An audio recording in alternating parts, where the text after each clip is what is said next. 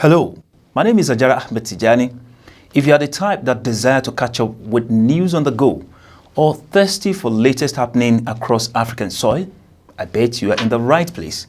Now, if you are watching this program for the first time, you're welcome. This is Africa Diary, actually the first edition of its kind on your darling TV station.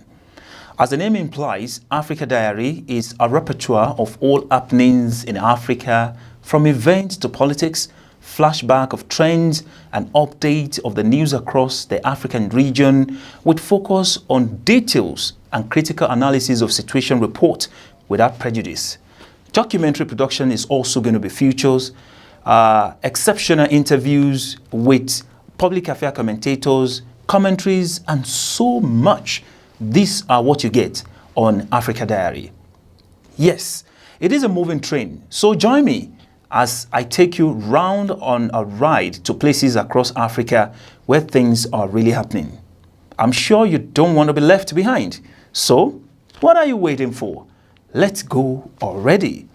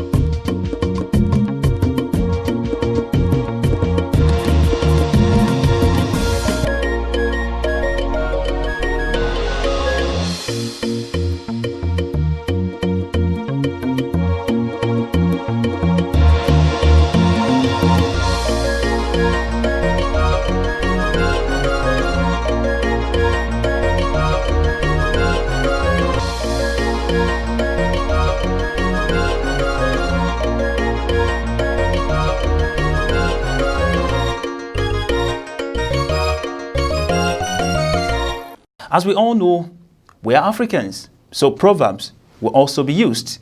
Charity, they say, begins at home. So, our train today takes off from home front here in Hargeisa, Somaliland, where anticipation of election is building up gradually by the day. It will be recalled that Somaliland House of Elders approved the election law, which is important for the upcoming elections, as the ruling party held its second-day general convention, where they have elected the top leadership of the party, electing Mosabe Abdi as their flag bearer for second term. The second day of the Somaliland ruling party's fourth general convention has officially started in Hargeisa, where they have elected unanimously the incumbent President Musa Bihi as the chairman of the party for the next 5 years. This will be the second time this 72-year-old leader has won the chairmanship for the party. He has also been serving as the president of Somaliland since 2017, after he was announced the winner of the 2017 presidential elections. In his remarks, the president has expressed gratitude to the ruling party members for endorsing him and his three deputies.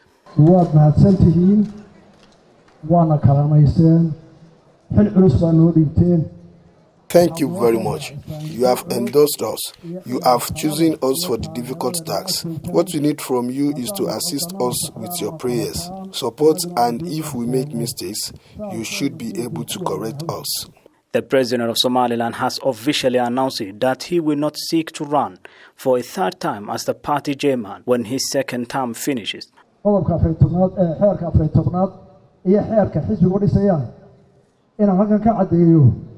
According to our party constitution, I want to declare for you today that I was elected 2 times for the chairmanship of the party, and inshallah, the next party leadership race, I will come here as an elderman, not as a candidate. Kulmiyo also picks the country's interior minister, Muhammad Kahin, as the first chairman of the party. He is also a close friend of the president since the liberation war of Somaliland from Somalia in 1991. Ahmed Abdi, who is a little-known politician, has also been elected as the second chairman of the party, while Hussein Adan Ade was endorsed to be the third chairman. Muhammad Hassan Saad Sachin, the Minister of Commerce, has also been nominated to be the fourth chairman of the ruling party. Kulmiya members have also debated on the amendments of the party's constitution, including changing the number of the Kulmiya Central Committee from 280 to 153 members, and the majority agreed that this article should not be changed. Lul Hassan Matan, who was the only female to take part in the debate, called on the top leaders for the party to give women a key role in the party's leadership and decision-making. The Somalia President, Mohamed Farmajo, has traveled to South Sudan's capital, Juba, where he will attend the signing of Sudan's peace deal between the government and the rebel. Mohamed Abdullahi Farmajo has joined other regional leaders to attend the historical signing of Sudanese peace agreement between the government and the rebels in Juba, the capital city of South Sudan. Mogadishu says the government of South Sudan has extended an official invitation to the president to commemorate the diplomatic role played by the Federal Republic of Somalia in these peace talks. Sudanese government and rebels are set to sign a landmark peace deal in a bid to end decades of war in which hundreds of thousands have died. Ending Sudanese internal conflicts has been a top priority of the transition government in power since last year's removal of long-time ruler Omar al-Bashir amid a popular uprising. Now on security matter, AMISOM Forces Commander conclude familiarization tour of sectors with visits to Doble and Kismayo. The first commander of the African Union mission in Somalia, AMISOM, Lieutenant Damadin Degaya, concluded his familiarization visit of all 6 AMISOM sectors with a visit to Sector 2 and Sector 6 in Doble and the coastal city of Kismayo, respectively, both located in Jubaland state of Somalia. Sector 2, which include Doble Town, Ras Kamboni, Bilis Kokani, Afmadou, Hoshengo and Tapta, among other smaller communities, is wholly manned by Kenya Defence Forces KDF, while Sector 6, which is Kismayo Town, is jointly manned by the KDF and Ethiopian National Defence Forces ENDF. On arrival in Doble, the force commander was received by Sector 2 Commander Brigadier General Paul Njema and his senior commanders, and late inspected a guard of honor mounted by KDF AMISOM troops.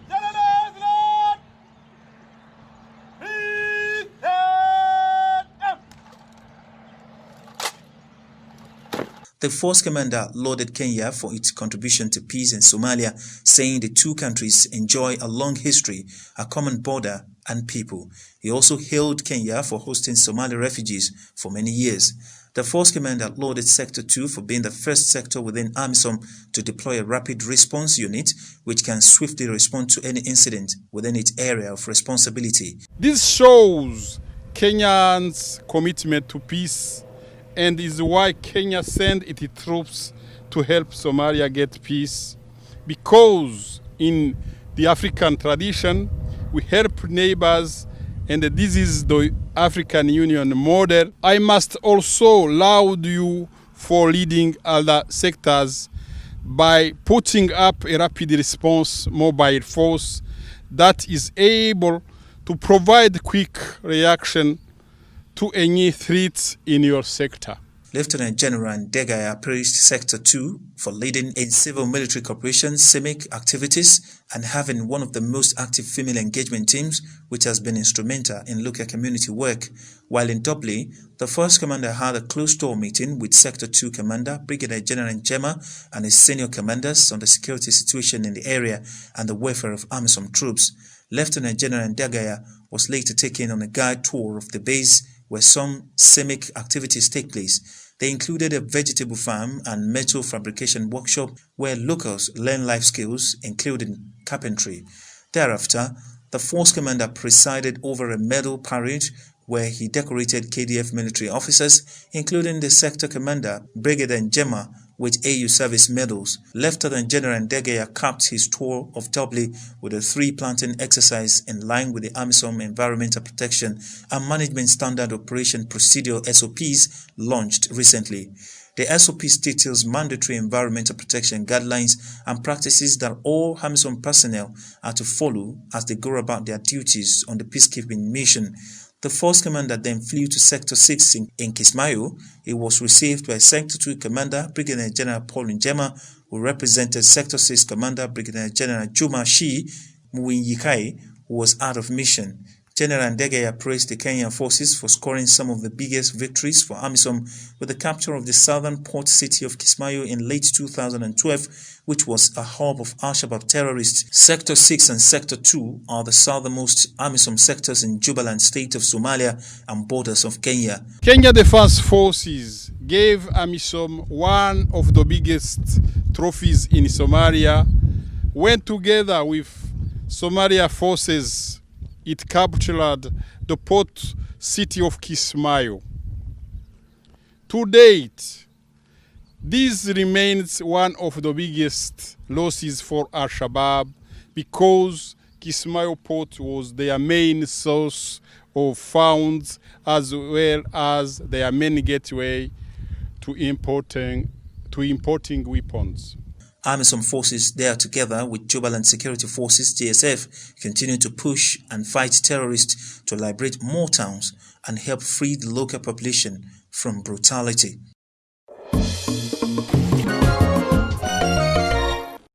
Ethiopian lawmakers have passed a resolution for the federal government to stop dealing with leaders of the northern Tigray region. This is after the region held its own election for the Tigray parliament in September, despite the federal government and electoral board announcing the postponement of all elections.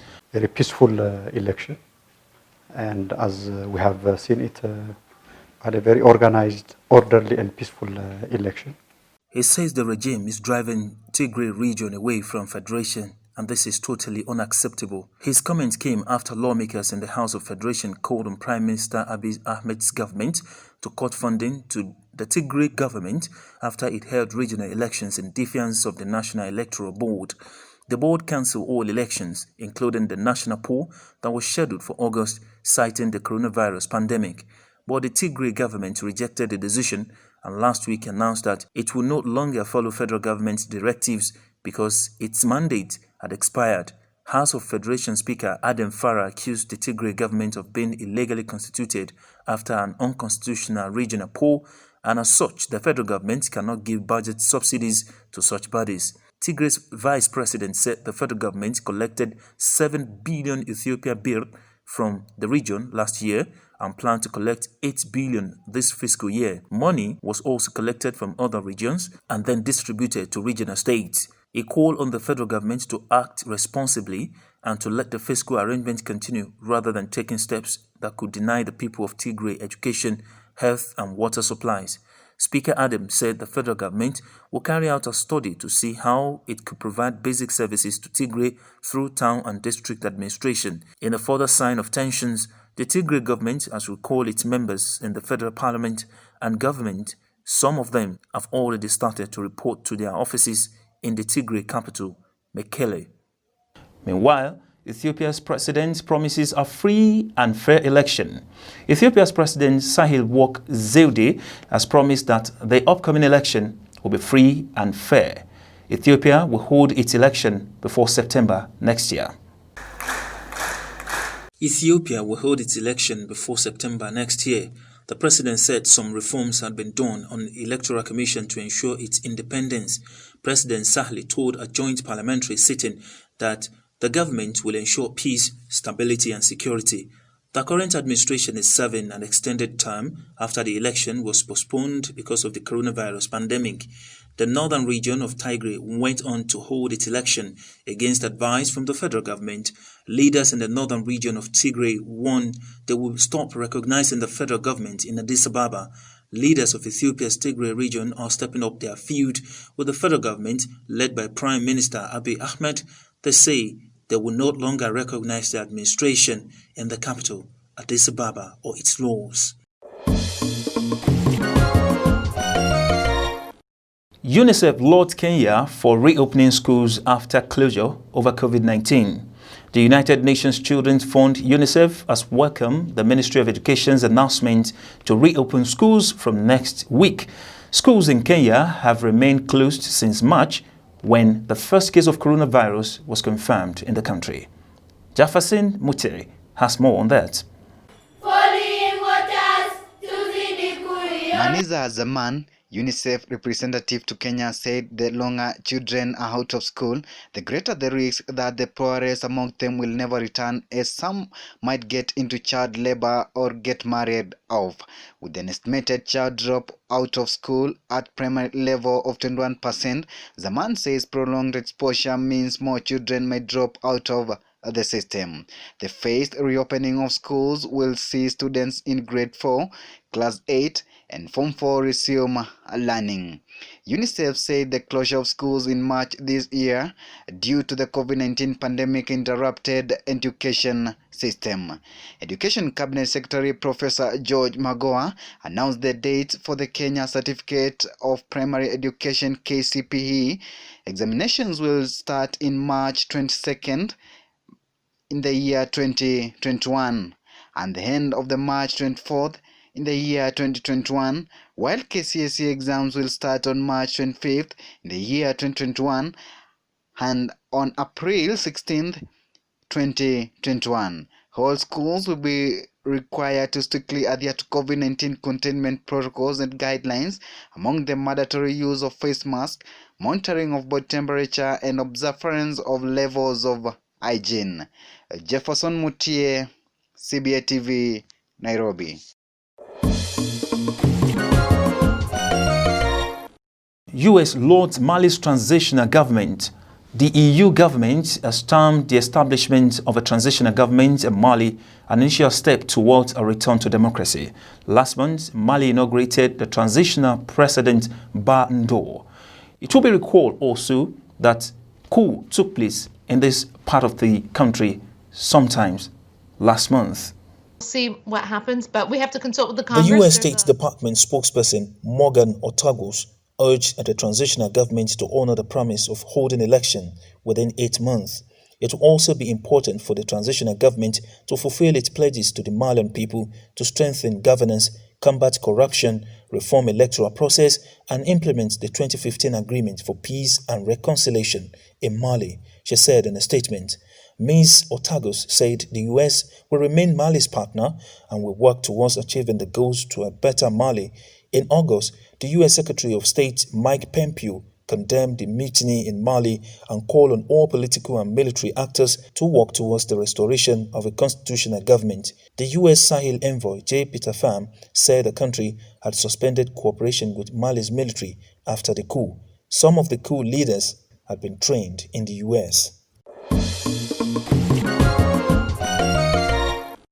Sophia Petronin, a 75-year-old aid worker, was on her way to capital Bamako, the family said on Tuesday. Miss Petronin was abducted by Al-Qaeda-linked gunmen in northern city of Gao, where she had been running a charity. Report from Mali say that another hostage, the veteran opposition and former presidential candidate Soumaïla Cissé, 70, also has been released by the militant. Soumaïla Cissé was abducted on the campaign trail. He had been held since March. There are indications that the releases are part of a deal that includes more than 100 imprisoned jihadists being set free by the authorities.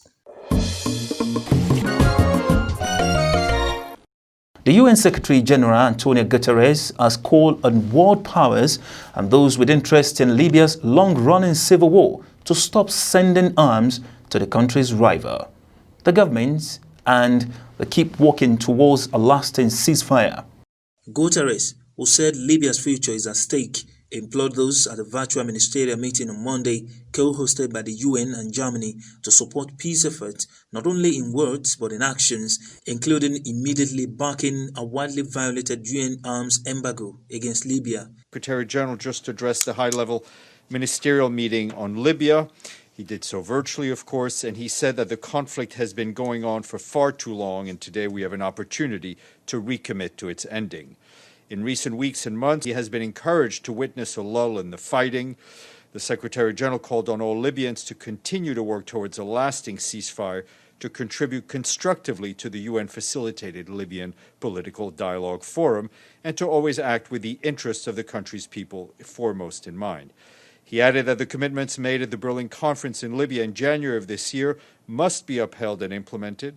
He said we must come together to restore Libya's ability to provide basic services and security to its population, whose living conditions have continuously deteriorated, not only as a result of the conflict, but also due to poor governance and rampant corruption. Germany, which has been trying to act as an intermediary, said the virtual meeting was a chance to review what has been achieved since Berlin hosted a summit on Libya in January, at which participants from both sides agreed to respect an arms embargo and push Libya's warring parties to reach a full ceasefire. A summary of the ministerial meeting by the co-chairs said participants reaffirmed their commitment to the conclusions of the Berlin Conference, strongly welcomed the planned resumption of talks between the rival Libyan parties, and stressed the need to immediately stop foreign intervention in Libya. Libya plunged into chaos after a NATO-backed uprising in 2011 toppled long-time leader Muammar Gaddafi, who was later killed. The country has since split between rival East and West-based administrations, each backed by armed groups and foreign governments.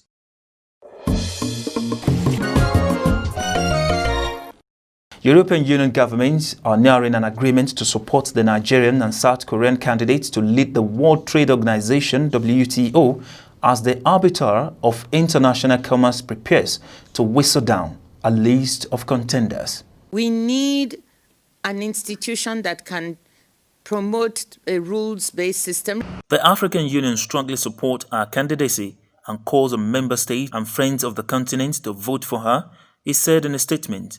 Ms. Okonjo-Iweala and South Korean Trade Minister Yoon Yoon-hee are final two candidates. From an initial list of 8, the Nigerian will be the first African to be Director General of the World Trade Organization. She has had 2 spells as Finance Minister and a short stint as Foreign Minister in Nigeria.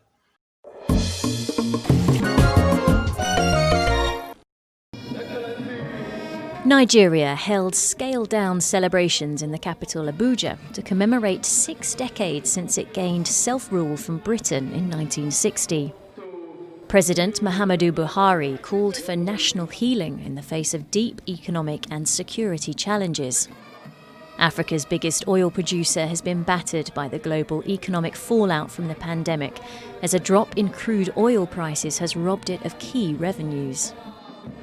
The country is also battling a decade-long jihadist insurgency in its northeast, and almost half the population is estimated to live in extreme poverty. Tanko Yakazi is one of the few surviving Nigerian First Republic politicians to have been involved in the independence process. The 95-year-old veteran politician painted a bleak picture of the country's current situation. There is no commitment to the nation, there is no patriotism. Unless you have patriotism, you cannot develop your country. This is the greatest casualty Nigeria has suffered in the process of development since independence, particularly brought about by incessant military takeover in the country. I'm sure you enjoy where the train has moved today. If so, follow us again as we come your way next time. The repeat broadcast of this is also coming up. Be rest assured that we'll be touching Africa from left, right, center, from north, east, south, and Africa, Horn of Africa. I'm talking about Central Africa. Everything you need to know about this region is here on this platform, Africa's Diary. Before we go, we'll give you a tip that's serving you Africa's wisdom. I'm talking about idioms from Africa, or should I say African proverbs.